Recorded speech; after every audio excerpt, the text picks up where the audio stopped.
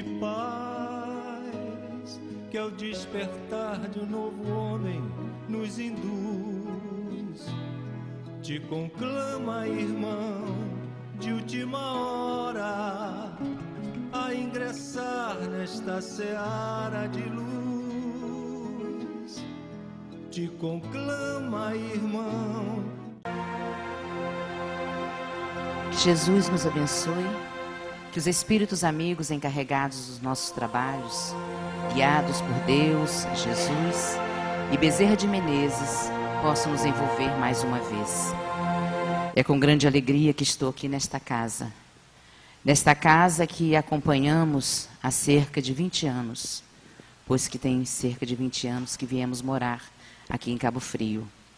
E o Trabalhadores de Jesus é um porto seguro para todos nós. Aqui nós encontramos lenitivos para as nossas almas aflitas. Aqui nós podemos memorizar no nosso íntimo momentos belíssimos que vão nos auxiliar nas horas difíceis lá de fora. Aqui nós podemos retornar e encontrar Jesus e os seus trabalhadores a nos envolver. Estar aqui hoje é um momento único, é um momento muito importante em nossas vidas. Por quê? Optamos de uma forma correta. Estamos aqui comungando com a espiritualidade maior. E quando aqui chegamos, eles já estavam preparando o lugar, preparando a casa para nos dar boas-vindas. Então vamos aproveitar. Não vamos cochilar, não. Se a palestrante levá-los a cochilar, acorda, morde a língua, fica de pé, bebe água e aproveite. Cada minuto que aqui nós vamos viver, porque serão únicos. Daqui 1 hora já é passado. Então vamos viver o presente como se ele fosse único. Viver hoje como se fosse o primeiro dia, não. O primeiro dia nos traz ansiedades pelo que está por vir. Viver hoje como se fosse o último dia, não. O último dia nos traz lembranças daquilo que já vivemos. Viver hoje, agora, como se fosse o único dia, o único momento, com toda a beleza do que já passou e com toda a esperança do que está por vir. Boa noite. Hoje o nosso tema é Deus o ama como você é, mas se recusa a deixá-lo desse jeito. Ele quer que você seja simplesmente como Jesus.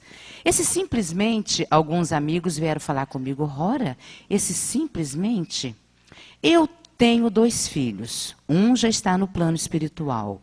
Agora, dia 23, seria aniversário dele, que ele veio como meu filho. O outro está aqui entre nós, graças a Deus. E eu criei um terceiro. Existe uma diferença entre o Bruno que partiu, o Vitor e o Evandro que eu criei? Não, são todos simplesmente meus filhos.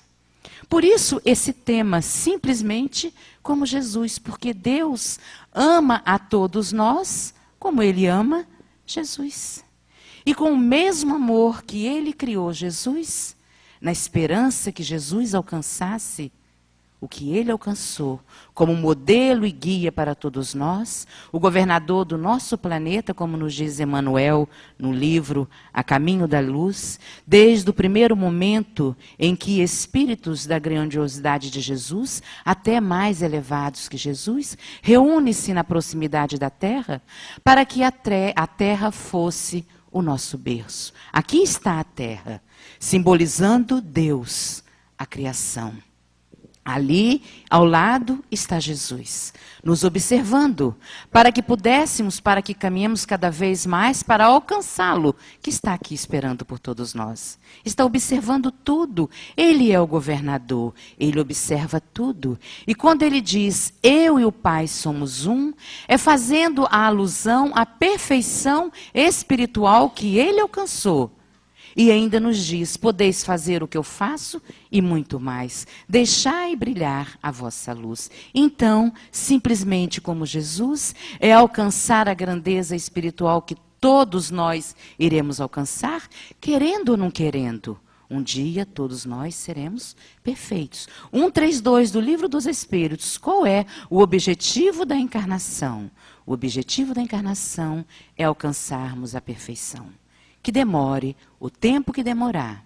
Quantas reencarnações forem necessárias, nós vamos voltar para alcançarmos o modelo e guia 625 do Livro dos Espíritos, que é Jesus. Esse tema foi tirado deste livro. Hoje nós vamos conversar sobre o primeiro capítulo desse livro. Aqui está. Então nós vamos começar contando uma história. Estava eu com meu filho na terra, no jardim, brincando. Assim como todos nós, um dia vamos com o nosso filho, com a nossa filha, quem tiver, num jardim, num parque, com areia, com terra. Passa o sorvete, o picolé, e a criança quer. Nós corremos e vamos comprar um sorvete para dar para o nosso filho, para a nossa filha. Quando nós voltamos, a nossa criança está com a boca toda suja de terra. Nós queremos dar a ele o sorvete, o frescor, a delícia do sorvete, mas ele está com a boca suja de terra. Ele está sujo, pois ele estava brincando na terra. Eu amo menos o meu filho e nego a ele o sorvete porque ele está sujo de terra? Nós fazemos isso? Não. Nós continuamos amando o nosso filho, mesmo com a boca suja de terra, e damos a ele o sorvete. Vamos lavar a boca e dar a ele o sorvete. Assim é Deus em relação a nós. Ele aguarda. Ele continua nos amando, mesmo que nós estejamos com a boca suja de terra. Mesmo que nós ainda nos encontremos brincando na terra, brincando na lama, Ele continua nos amando. Então, a nossa meta da conversa de hoje é fazermos um trajeto, uma trajetória entre nós e Jesus. Ver o modelo e guia que é Jesus, sabendo que Deus nos ama, que Deus aguarda por nós. Vamos tirar aqui. Guardaram a imagem? Linda imagem. Então, nós vamos ver um conceito que Allan Kardec nos diz na Gênesis sobre Deus. Deus, eixo de todas as crenças. Eixo, o que fortalece, o que está no meio de todas as crenças. Cristianismo, nós que somos cristãos, judeus, muçulmanos, todas as crenças têm no meio, no eixo, Deus. Allan Kardec nos diz isso na Gênesis. E Camilo Flammarion, no livro Deus e a Natureza, ele nos diz que é o objetivo de todos os cultos. O objetivo de todos os cultos é Deus. A ideia geral de Deus nos diz o seguinte, Flammarion: a maioria dos crentes em Deus o conceitua como um super-homem. Eu me lembro que na igreja que eu frequentava antes de me tornar espírita, há 30 anos, tinha lá um Deus pintado, sentado num trono, com a barba muito grande, observando a todo mundo. É um super-homem. Assentado acima de nossas cabeças, longe acima de nós, presidindo os nossos atos. Deus é absoluto e nós não o compreendemos. É assim que tínhamos a ideia geral de Deus. Mas Moisés veio e disse que Deus é terrível, que Deus é cruel, que Deus tem a forma antropomórfica, a forma humana, com os sentimentos humanos de vingativo, que castiga, que é implacado, e não é para ser amado, é para ter medo. Hoje ainda existem religiões, outras religiões dogmáticas, que pregam um Deus terrível, um Deus que nós temos que ter medo e não amado. Essa é a visão de Moisés que ainda persiste em muitos de nós. Deus, segundo os antigos filósofos, Sócrates dizia, Deus é a razão perfeita. Platão dizia, Deus é a ideia do bem. Aristóteles dizia, Deus é a perfeição absoluta. Então, Deus é a razão perfeita, Deus é a ideia do bem, Deus é a perfeição absoluta. Aí veio Cristo, veio Jesus Cristo. Segundo Emmanuel, neste livro, diz que eles reuniram, segundo até esse livro que soube ele, por duas vezes. A primeira, como nós falamos, em que aquela chama, aquela bola de fogo se desprende da nebulosa solar, entra em contato com a atmosfera, solidificando para ser a Terra. Jesus já presidia tudo isso.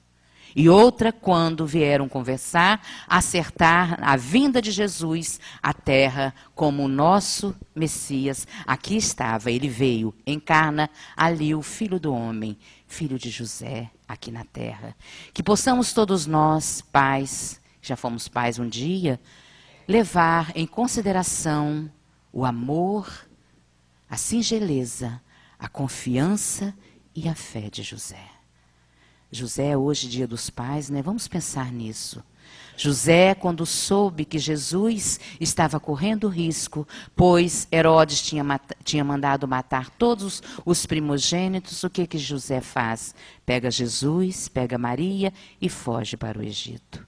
Que nós, pais, que vocês, pai, nós, mães, possamos ter a visão de tirar os nossos filhos do perigo. Do perigo de Herodes que anda por aí, da droga, da prostituição, ter a fé, a confiança, a resignação, a coragem de José e fazer.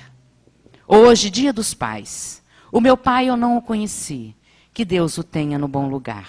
Eu não conheci o meu pai encarnado, mas que no momento ele possa receber o meu carinho aonde ele estiver. E Bruno, numa psicografia lá de Uberaba, que veio através de Carlos Bacelli, que nossos amigos estão lá hoje, ele disse que um dia eu poderia entender o vô Roque. Vô Roque é meu pai. Por isso o nome Horaci, R.O. do meu pai, Iraci da minha mãe. Então, que possamos todos, possam vocês, todos homens, pais, tirar os filhos das garras de Herodes, da droga, da prostituição, da vida fácil, da mentira, da corrupção, enfim, de tudo aquilo que não pertence a Jesus. Então Jesus veio.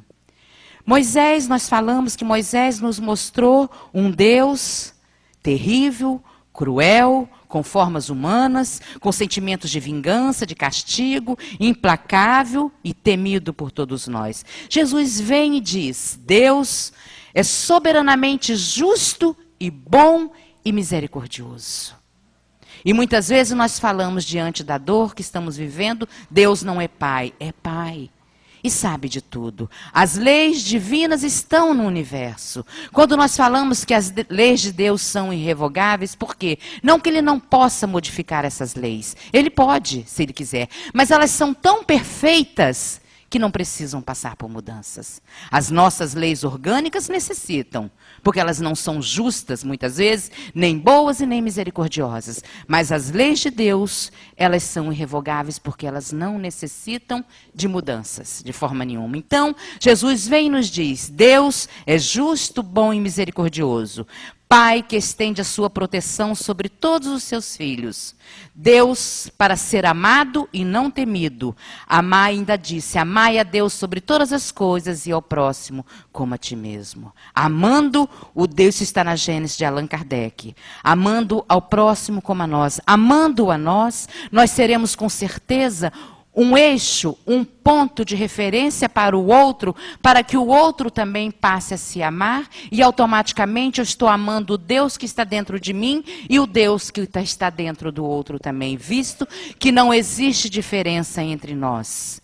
Por pior que seja o momento, o equívoco que estejamos passando, quem rouba, quem mata, quem comete todos os tipos de crime, que tira a merenda das crianças, que tira a saúde do doente, enfim, todos os crimes cometidos, todos nós somos amados por Deus. Todos nós somos filhos de Deus. Não existe aqui ninguém em situação melhor do que ninguém.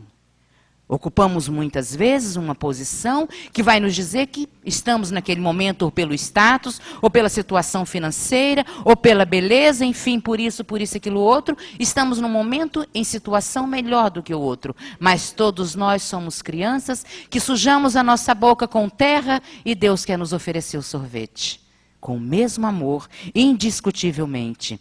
Segundo Allan Kardec, ele nos figura que Figuremos-lo sobre a forma de um fluido inteligente que enche o universo e penetra em todas as partes da criação. Olha só, está na Gênesis. Se nós acreditamos que ele tem a forma humana, o Deus antropomórfico, ele tem a forma humana, mas Allan Kardec nos diz na Gênesis que ele é um fluido inteligente da onde nós nos derivamos e enche o universo e penetra todas as partes da criação. Se ele penetra todas as partes da criação, ele está aonde? Em tudo aquilo que ele criou. Bom ou ruim? Ali está a presença divina. Por isso nós não temos que estar apontando. Nós não temos que estar julgando. Nós não temos de jeito nenhum de estar fazendo beiço para um, fazendo beiço para outro, sacudindo, dando de cabeça, dando de ombro. Nada disso. Porque estamos todos no mesmo nível, sem diferença. Todos estamos aqui com a boca, com a vida suja, brincando ainda na terra. E Deus nos oferece o sorvete. E Allan Kardec, ainda no Livro dos Espíritos, nos diz que ele é inteligência suprema, causa primária de todas as coisas. Então nós já começamos de Jesus, a doutrina dos Espíritos vê esse Deus maravilhoso, inteligência suprema, causa primária de todas as coisas. Causa primária significa o início, o primário, o início de tudo vem de Deus. E ele é o fluido inteligente que penetra em toda a criação. Então nós somos usufrutuários de tudo isso. Nada nos pertence, nada. E muitas vezes nós não abrimos os nossos olhos. Quando vamos ver, nós estamos destruindo o nosso planeta. E ele está ali. Nós estamos destruindo o nosso corpo físico e ele está aqui. Aqui dentro de nós. Na versão de Lucas, Senhor, aonde está o reino de Deus? Responde Jesus, está dentro de vós. Na versão de Pedro, de Lucas, de Pedro, aonde está o reino de Deus? Está dentro de vós. Na versão de Lucas, aonde está o reino dos céus? Está dentro de vós. Então, o reino dos céus, o reino da alegria, o reino da beleza, o reino da paz está dentro de nós. Ou o reino da dor, do sofrimento, da culpa, do desespero, do medo, da angústia, está dentro de nós, dependendo daquilo que fazemos. Então, a providência divina, o que vem a ser a providência divina? É a solicitação de Deus para com as suas criaturas. É a suprema sabedoria com que o Criador conduz todas as coisas. Tudo é conduzido por Deus. Me perguntaram certa feita, agora há pouco tempo, Janete lembra? Ô Horaci, você não tem medo de se decepcionar com alguma coisa que possa acontecer na sua vida, daqui para ali, com as coisas que vêm acontecendo? Eu falei, não. Eu tive uma grande decepção, mas logo eu acordei, que eu virei para Deus e falei, por que eu, quando meu filho desencarnou? No mais não existe mais decepção, todo o resto é brincadeira.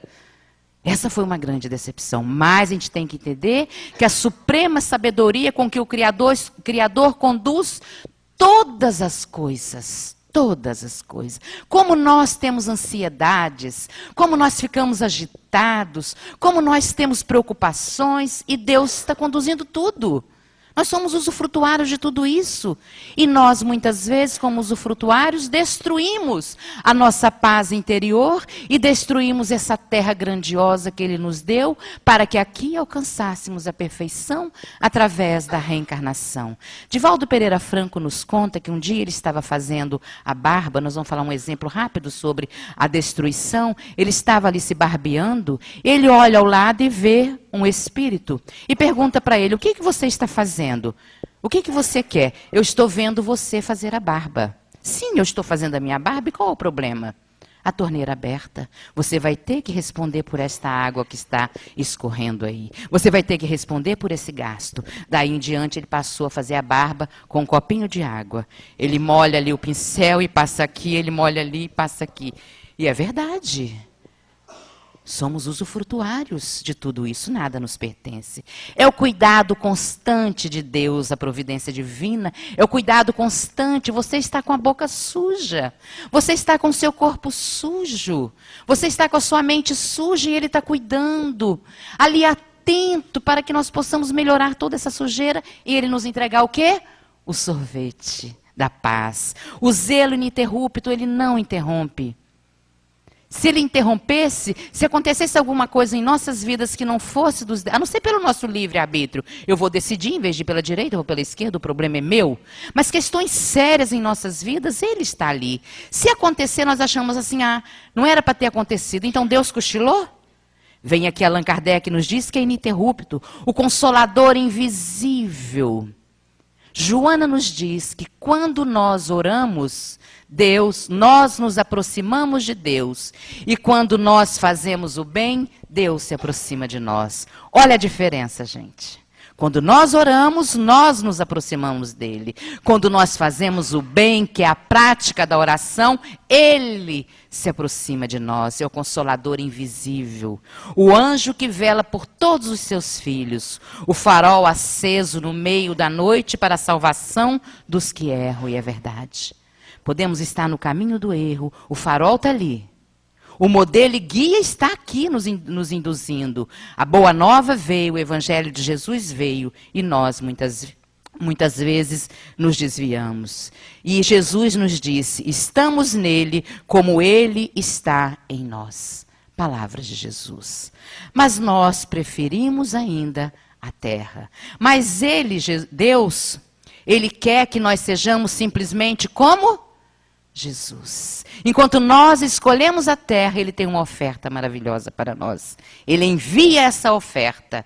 Essa oferta ficou conosco durante 33 anos. O seu messianato levaram-se 3 anos. Ele deixou todos os seus ensinos. Ele não desviou, ele esteve atento. Será que Jesus não sabia que Pedro ia negá-lo? Claro que sabia. Jesus não sabia que Judas ia cometer o ato equivocado que cometeu? Sabia. Jesus não sabia que André ia fazer aquele tumulto na casa do caminho? Sabia. E o que Jesus faz? Ele chora sim, mas sozinho. Ele chora na noite que ele ia partir no outro dia. Por todo o sofrimento, Jesus chora. Sozinho, como nos diz Emmanuel no livro O Pão Nosso. Ele chora, sim, sozinho. Mas quando ele retorna, ele pega a toalha de linho branca que estava ali pendurada. Pega a bacia e vai lavar os pés dos seus apóstolos. Não está em evangelho nenhum que ele deixou de lavar os pés de Judas. Não está em evangelho nenhum que ele deixou de lavar os pés de Pedro. Ele lavou todos os pés. Lavou a parte exterior, porque a parte mais suja em nós, na maioria das vezes, é o coração e a língua. Mas como no exterior são os pés, ele lavou os pés de todos os seus apóstolos, sabendo que eles iriam fazer o que eles fizeram. E Deus nos propõe. Ele quer que nós sejamos simplesmente como Jesus. Mas que para que possamos ser simplesmente como Jesus, nós necessitamos fazer algumas reciclagens. O que é reciclar? É pegar o que não presta e transformar em coisa útil e necessária. Não é assim? Então, para que possamos alcançar esse simplesmente como Jesus, nós precisamos fazer uma reciclagem. Emmanuel, no livro O Caminho da Luz, no capítulo 2, ele nos diz, 2 anos que os homens se estraçalham em nome de Jesus. Há 2000 anos, 2013, que os homens, já vai completar, se estraçalham, se arrebentam, se matam. Há 2000 anos que nós estraçalhamos o outro com os nossos olhos, com os nossos pensamentos, com os nossos sentimentos de vinganças, de raivas. E há 2000 anos que nós nos estraçalhamos intimamente com os nossos sentimentos de mágoas, de ressentimentos. E levantamos as bandeiras da separatividade. Como ainda nos separamos? Em nome de Jesus, que veio para o bem. Nós ainda nos separamos porque aquele ali não é digno de estar comigo, de conviver comigo. Embora eu esteja com a boca suja, da mesma forma que o outro. Ainda separamos. Aqueles ainda não têm condição de estarem comigo, por isso. Status. O meio social, a situação financeira separa em nome de Jesus. Há 2000 anos que nós levantamos a bandeira da destruição.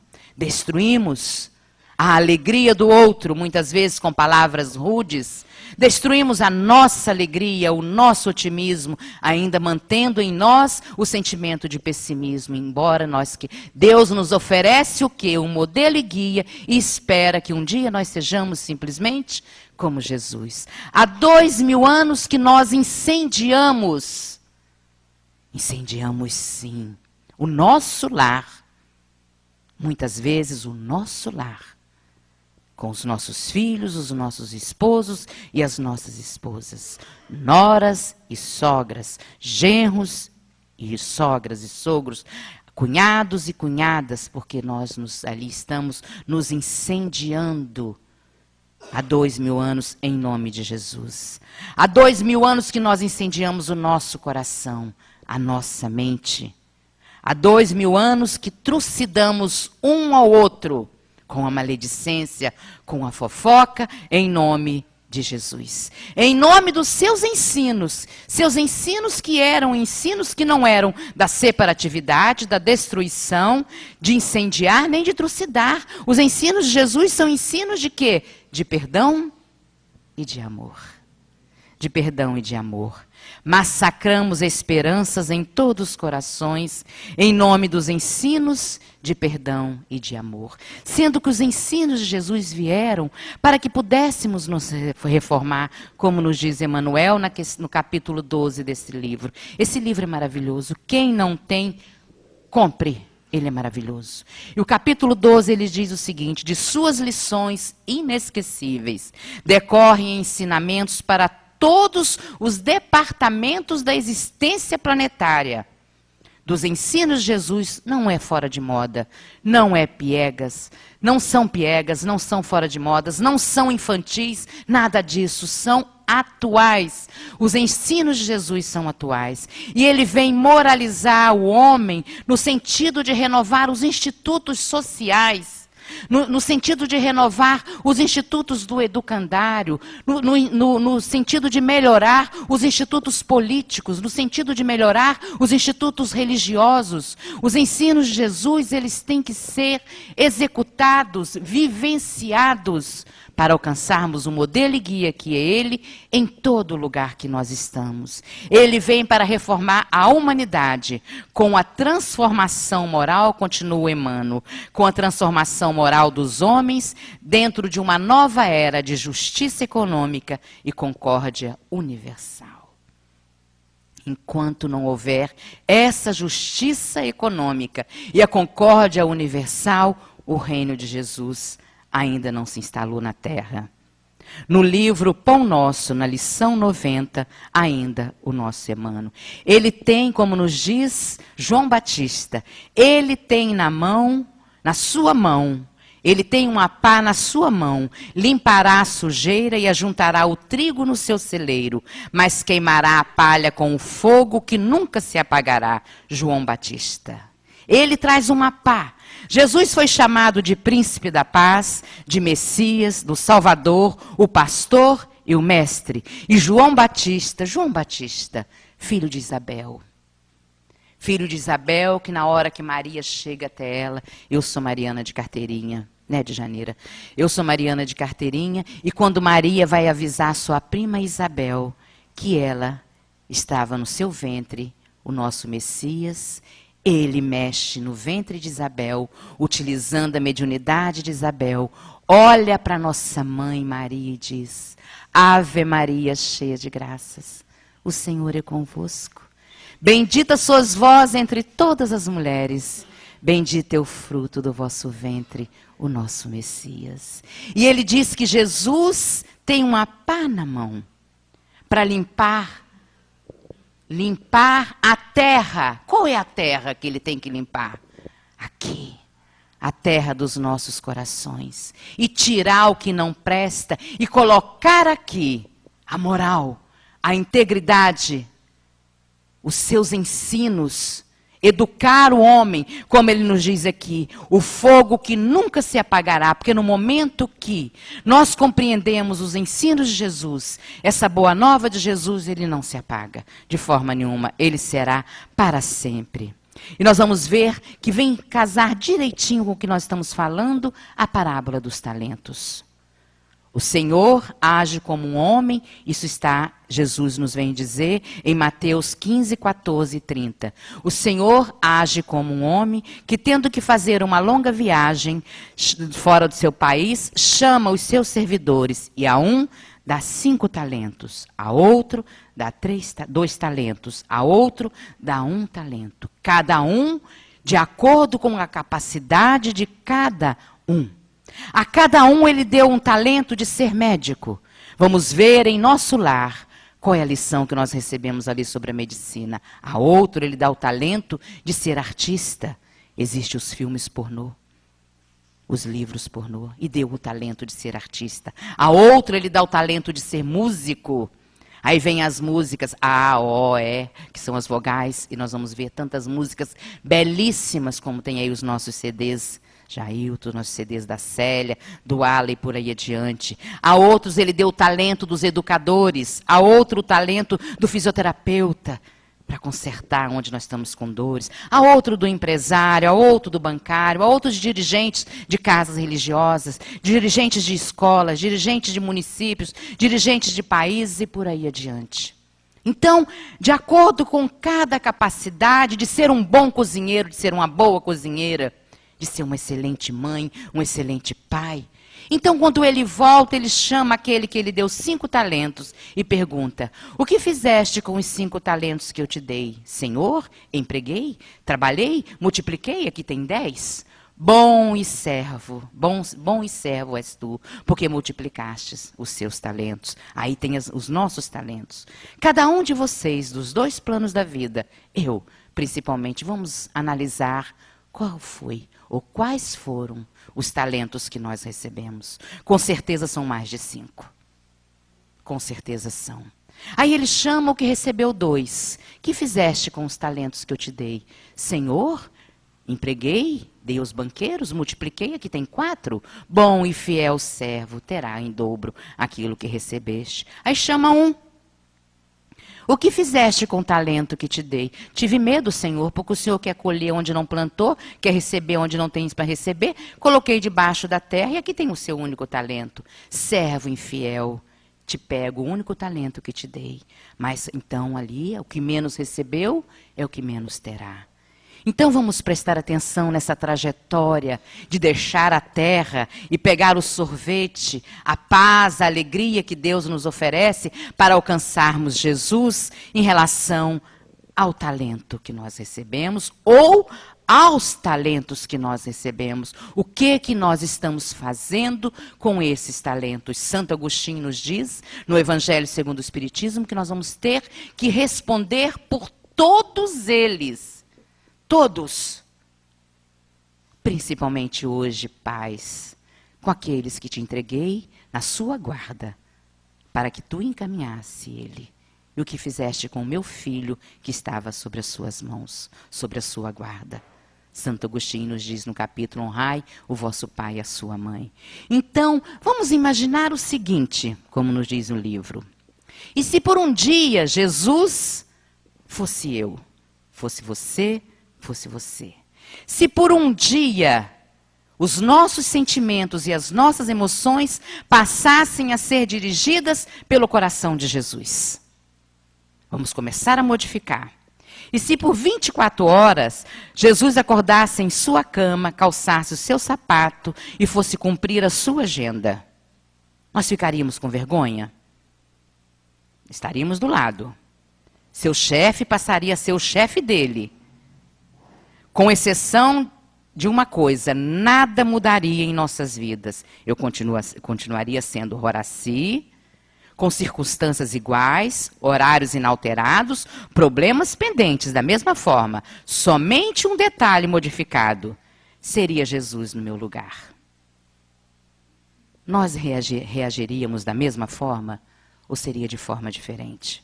Ele é modelo e guia, não é? Não é isso que nós estamos vendo? 625. Ele é modelo e guia. Ele é o modelo que nós vamos alcançar. É isso que Deus está querendo. É isso que nós vamos alcançar.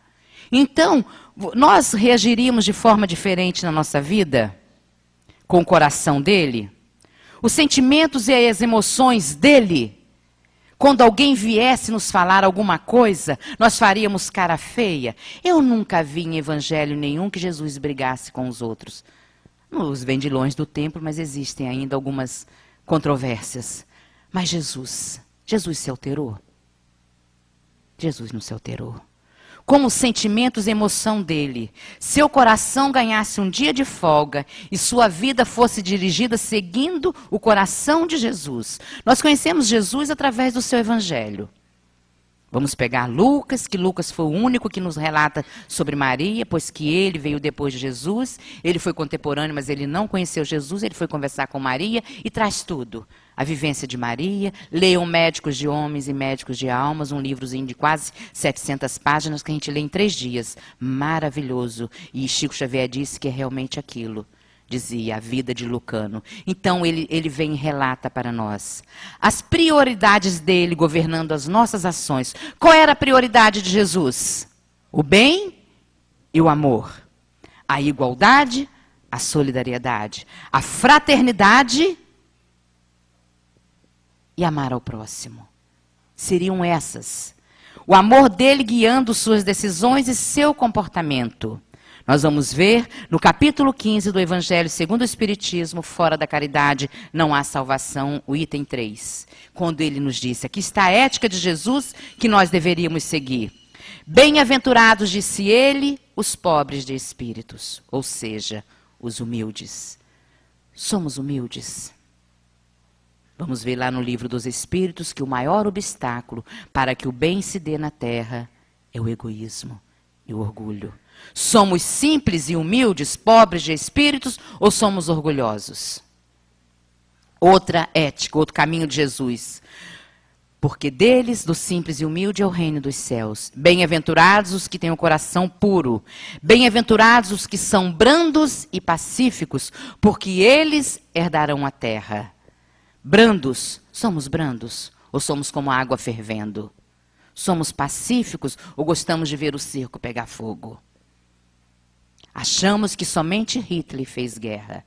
Somente aqueles nossos irmãos do Oriente fazem guerra. Não, nós fazemos muitas guerras. Ainda fazemos guerras aqui na casa religiosa, aqui no templo divino, lá fora na nossa casa. E ele ainda diz, bem-aventurados que são misericordiosos, que agem com amor diante do equívoco do outro. Quantas coisas boas nós vivemos com uma pessoa.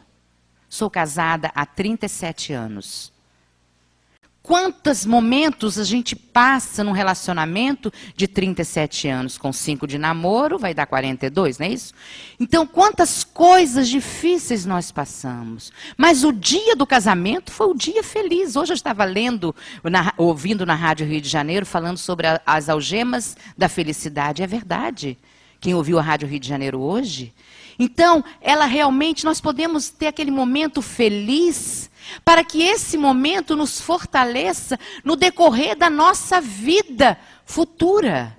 Por que eu vou me prender às desgraças se existem tantas coisas felizes em minha vida? Por que eu vou me prender às coisas ruins que eu vivo com um amigo, com o esposo, com a esposa, com o filho, se eu posso me prender às coisas boas que eu vivo com eles? Por que eu vou me prender ao velório, o enterro do corpo do meu filho, se eu vivi tantas coisas boas com meu filho? E por aí adiante. Não é, querida? Quanta coisa boa você viveu com o nosso querido irmão? E por que eu vou me prender aos momentos difíceis? Não. E agir com misericórdia conosco. É na hora que nós estamos passando aquele momento difícil, fazer uma ressignificação, ou seja, uma reciclagem daquilo que estamos sentindo e pensar no bem. Olhar para a pessoa e falar, quantas coisas boas você me trouxe. Quantos momentos bons nós vivemos juntos. Aí nós modificamos toda aquela vibração ruim e passamos a pensar em coisas boas. Isso é fazer uma reciclagem. Se não fosse assim, as portas das penitenciárias não estavam cheias de mães e de pais que passam pelo constrangimento da revista, de serem revistados para entrarem naquele lugar do inferno materializado aqui na terra, para visitar o seu filho que está lá, a sua filha que está lá. Então nós temos que ver o lado bom das coisas. Isso é ter misericórdia. Amai o vosso próximo como a si mesmo. Fazei aos outros aquilo que quer que o outro te faça. Perdoai as ofensas. Julgai o outro da forma que quer que o outro te julgue. E aí, como que nós nos sentiríamos diante de tudo isso? Vamos modificar. Que alteração esse transplante de 24 horas produziria no nosso nível de estresse? Será que Jesus ficou estressado em algum momento? Pensando? Ele sabia que ele ia passar por tudo que ele passou. Ele chorou na noite, mas ele foi lavar os pés dos apóstolos. Ele poderia ter brigado, ele podia ter acabado com tudo aquilo, ele não acabou. Ele não ficou estressado. Ele não teve mudança no seu humor. Ele ceiou com eles. Jesus não teve mudança no seu temperamento. Jesus não dormiria melhor, nós passaríamos a dormir melhor porque ele dormia. Amélia Rodrigues nos diz que Jesus nunca dormiu em Jerusalém. Ele saía de Jerusalém para dormir na casa dos amigos ou dormia do lado de fora dos portões de Jerusalém, porque ele saía dos problemas de Jerusalém. Mas nós carregamos os nossos problemas, os nossos estresses, as nossas preocupações para a cama. Então nós temos que pegar os nossos amigos, Lex Sotan e os seus irmãos que tem por aí, porque nós ainda não dormimos com a tranquilidade que Jesus dormia. Ele apoiava a cabeça. Olha só que beleza, gente. Apoiar a cabeça na pedra e dormir. Nós estamos ali num colchão que massageia, que tem mola, que tem aquilo outro, e travesseiro gostoso e ar-condicionado muitas vezes, e nós não conseguimos dormir. Por quê? Nós estamos com o coração longe de Jesus. Nós amanheceríamos de forma diferente? Claro. Claro que amanheceríamos. Não iríamos brigar com ninguém. Amanhã de manhã, cada um de nós, mulheres aqui, ou com o filho, ou com o marido, acorde, faça uma bandeja bonita e leva para o café da manhã para ele. Ou o marido faça uma bandeja bonita e leva para o café da manhã da mulher com uma rosa. Se o companheiro ou a companheira forem espíritas, vão dizer que nós estamos obsidiadas. Mas não é obsessão. É acordar de forma diferente. Bom dia, dia. Bom dia, passarinho. Bom dia, cachorro. Bom dia, casa. Bom dia, meu marido. Bom dia, minha mulher. Ou se observar que a mão passou direto na cama, chamou o marido, chamou a mulher, não respondeu, desencarnou. Bom dia, irmãos do outro lado, e me leve, porque eu não tenho que ficar aqui. Não é verdade? Jesus tinha medo de morrer? Não tinha de forma nenhuma. A morte não teria problema para nós. Nós não teríamos tanatofobia. Nome bonito, né? Tanatofobia, medo da morte, não teríamos.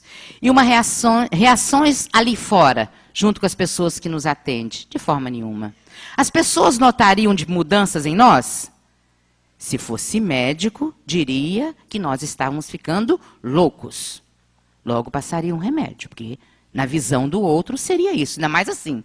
Se fosse um religioso dogmático, diria que nós estávamos fanáticos. E se fosse um espírita, diria que nós estávamos obsidiados. Ninguém iria entender nada, mas nós iríamos entender. Sua família, será que veria algo diferente? Logo pela bandeja do café da manhã, veria algo diferente? E dar bom dia em vez de brigar? Brigar com o vento, com o sol, com a chuva, com a mesa, com a empregada que não veio ou que veio, com as crianças e por aí adiante. E os menos afortunados iriam notar diferença quando nós passássemos pela rua? E seus amigos? Não seria mais... Seria aquele abraço gostoso, de ouvir o coração. Vai em paz, que Jesus te abençoe. Seria diferente, iriam notar diferença. E a nossa alegria seria diferente? Claro que sim. À medida que nós vamos crescendo nesses ensinos de Jesus, à medida que nós vamos compreendendo a nossa finalidade, que é alcançarmos a perfeição, nós vamos tendo uma alegria de viver. Sim, porque nós temos fé raciocinada. acreditando que existe Deus que rege tudo isso. E nós teríamos paciência em esperar e aguardar, sem estar atropelando os outros, sem estar passando por cima de ninguém, sem estar passando por cima de valores de ninguém, porque nós acreditamos que existe um amanhã. A doutrina vem nos dizer que somos imortais e vamos deixar tudo para trás, tudo. Status, cargos, dinheiro, casa, beleza física quando você é jovem, tudo fica para trás, tudo passa. Então, e quanto aos nossos inimigos, quem tem? Não existiria, porque nós passaríamos a amar todos. Nós daríamos continuidades aos nossos projetos? Pensar na agenda, mudaria a nossa agenda amanhã? Os nossos compromissos? Os nossos passeios? As nossas reuniões? Tem quanto tempo que nós não observamos o mar? Tem quanto tempo que nós não observamos as flores lindas quando entramos aqui? Tem quanto tempo que nós não observamos o sorriso bonito de um neto, de um filho, de um marido, de uma esposa? Viva o dia de hoje como se fosse o último? Lembra o que é que nós falamos? Não. Como se fosse o primeiro? Não. Como se fosse o único. Observe o outro com amor, com carinho, esquecendo que o outro tem que não é bom. Alguma coisa mudaria em nossa vida se Jesus tomasse o nosso lugar? Claro. Ajuste a sua lente e fotografa isso. Jesus no seu lugar, Jesus no meu lugar. Amanhã, agora, daqui um bocado, quando nós formos tomar alguma decisão, nós vamos parar. Quando nós fazemos o bem, quando nós oramos, nós aproximamos de Deus. Quando nós fazemos o bem, Deus se aproxima de nós. Então vamos mentalizar essa imagem. É o que Deus deseja. É isso que Ele deseja de nós. Que sejamos como Jesus. Isso não vai acontecer do dia para a noite, não vai. São momentos, reações, mudanças, o jeito de falar, o jeito de se expressar, deixar de fazer as fofocas, que a pior coisa que tem na feira, no açougue, é a língua, e a melhor coisa que tem no açougue é a língua. E é verdade. E é verdade. Vamos pensar nisso. Se fosse Jesus, como eu iria me comportar? Como eu agiria? Ele quer simplesmente, como nos diz Filipe 2,5, Ele quer que haja em nós os mesmos sentimentos de Jesus. Ele nos diz isso. Paulo aos Filipenses 2,5. Ele quer que tenha em nós os mesmos sentimentos de Jesus. E Deus o ama como você é. Nós já não falamos isso? Se pensa que o amor de Deus por você, por nós, seria maior pela nossa fé, não. Se fosse assim, os nossos irmãos que amarram o cinto na cintura pela fé, sem raciocínio, está explodindo tudo, Deus os amaria mais. Mas não é. Besteira, não vai nos amar mais pela nossa fé. Se acha que o amor de Deus seria maior, mais profundo, se seus pensamentos fossem melhor, não. Ele continua nos amando, mesmo pensando de forma equivocada. O problema não é dele, o problema é nosso. Ninguém vira santo do dia para a noite. Ninguém. São anos e anos e anos. Olha que ele está com a enxada na mão. Limpando a terra dos nossos corações. Mas que enxada é essa? Os ensinos dele. E que terra é essa? A nossa intimidade. E o grande milagre da doutrina dos Espíritos é esse. É fazer a reforma do homem. É lutar para que o homem se torne melhor em cada sentimento, em cada emoção. Então, continuamos. O amor humano sempre aumenta com o desempenho do outro e diminui com os erros dos outros. Não. O amor de Deus, não. Deus ama simplesmente por amar. Não ama porque temos mais fé, não ama porque estamos mais na casa religiosa, não ama mais porque nós botamos os livros, o evangelho debaixo do braço e saímos pregando, não ama mais e mais e mais, Deus simplesmente ama. E é essa a nossa finalidade aqui. Se Jesus estiver regendo a nossa vida, é amar. simplesmente por amar. Vou falar o poema de novo. Quem já ouviu esse poema do amar simplesmente por amar? Vou repetir. Vale a pena ouvir. Ama-me simplesmente por amar. Não me ame pelo meu rosto bonito, assim, há 40 anos atrás, que tinha 18, não. Ama-me simplesmente por amar. Não me ame pelo meu jeito de falar, carinhoso, firme. Não. Ama-me simplesmente por amar. Não me ame pelo meu andar charmoso, pelos meus 20 e poucos anos. Não me ame pelas minhas lágrimas que hoje derramo e suas mãos vêm enxugar. Não.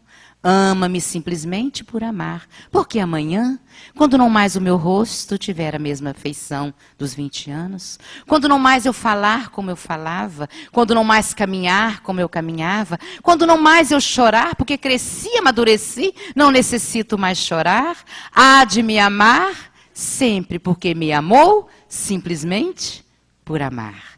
Esse é o amor de Deus. O amor humano é condicional, tem condições. Nós colocamos condições para amar. Deus não coloca.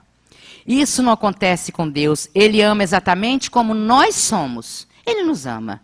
Mas Ele quer que nós sejamos como Jesus. Ele espera isso de nós. Então, que possamos entender. Será que eu amo menos o meu filho porque ele sujou a boca? Claro que não. Nós amamos da mesma forma. Ele deixou de ser meu filho porque sujou a boca? Não. Ele continua sendo meu filho. Deus faz o mesmo conosco. Ele nos ama, pois que somos filhos dele. Nós somos filhos do maior artista do universo. Portanto, todos nós somos obras-primas, valiosíssimas. Se formos começar a falar no cosmo, no universo, nos planetas, nos sóis e por aí adiante, não. Vamos falar deste universo aqui. Deste universo que eu não paro para pensar que eu estou respirando. Que eu não paro para pensar que meus pulmões funcionam. Eu não paro para pensar que eu raciocino, que eu estou vendo, que eu estou enxergando, que eu estou falando. Meu intestino, meu órgão, meu coração, minhas pernas, meus braços. Esse universo maravilhoso. Isso tudo significa o quê? Amor. Significa que nós somos obras-primas, fadadas à felicidade. Então, ele vem nos dizer, deixe as sujeiras de lado. Mas muitas vezes nós falamos para terminar, não adianta. De onde veio a ideia que não podemos nos mudar? Podemos nos mudar, sim. Olha a reciclagem. De onde provém a afirmação da síndrome de Gabriela? Eu nasci assim, eu vou morrer assim. Não, não temos que morrer da forma, desencarnar da forma que viemos, porque do que adiantou a encarnação? Não é alcançar a perfeição? Não tenho que ser intolerante, não adianta. Sou resmungão, sou intolerante, sou mal-humorado, sou brigão e sou maledicente. Sou invejoso e sou medroso, não vou mudar. Olha só, fazer a reciclagem é mudar, é não ser intolerante, é ter tolerância, é não ser resmungão, é não ser mal-humorado, é sorrir, ser alegre, feliz, não ser brigão, não ser maledicente. Ainda dizemos, é isso mesmo, a minha natureza é assim, sempre serei pessimista, eu sou assim, meu temperamento é ruim, não vou mudar. Não consigo controlar as minhas reações. Quando eu percebo, eu já falei, eu já fiz. Aí vamos lembrar da história de um homem que criava galinhas. Este homem um dia sai a passear e ele vê uma avezinha pequena, ainda com a plumagem chegando, e pega aquela ave e leva para o seu galinheiro. Leva aquela ave para o seu galinheiro e lá ele coloca essa ave junto com as galinhas. E ali ela cresce, ciscando no galinheiro, comendo a comida das galinhas. Ali sem bater as asas. Um dia chega um amigo, ave já adulta, e diz para ele, por que você mantém essa águia presa? Mas não é uma águia, é uma galinha, pois que ela se comporta como galinha. O meio não faz o homem, nós podemos estar no inferno e transformar o inferno num céu. Então, ela é uma águia, ela não é uma galinha. A águia é aquele pássaro que voa sem perder o seu norte, sem perder a sua direção e voa alto, mantém mantendo a harmonia de suas asas. Vamos fazer essa ave voar. Ele pega a águia e leva um monte. Ali por ali passa uma águia e dá o seu grito. Aquela águia acostumada a ser galinha não acompanha o grito daquela águia divina que passou. Foi Jesus que chegou. Bateu as suas asas. Em Jerusalém nos disse: amai-vos uns aos outros, como eu vos tenho amado. Sede misericordiosos, bem-aventurados os pobres de espíritos, porque deles é o reino dos céus. Perdoai, não 7, mas 70 vezes cada ofensa. Deu o seu grito e foi, e nós não conseguimos de forma nenhuma acompanhar aquela águia. Até que, 18 de abril de 1857, ele volta. Ele volta no Consolador prometido e nos traz o Livro dos Espíritos. A águia dá o seu grito na França, em Lyon, e diz: vem, sois imortais. Fomos criados para a felicidade. Dê o seu voo da liberdade. Dê o seu voo do amor. Dê o seu voo fora da caridade, não há salvação, e voa alto. Estamos até hoje tentando seguir essa águia.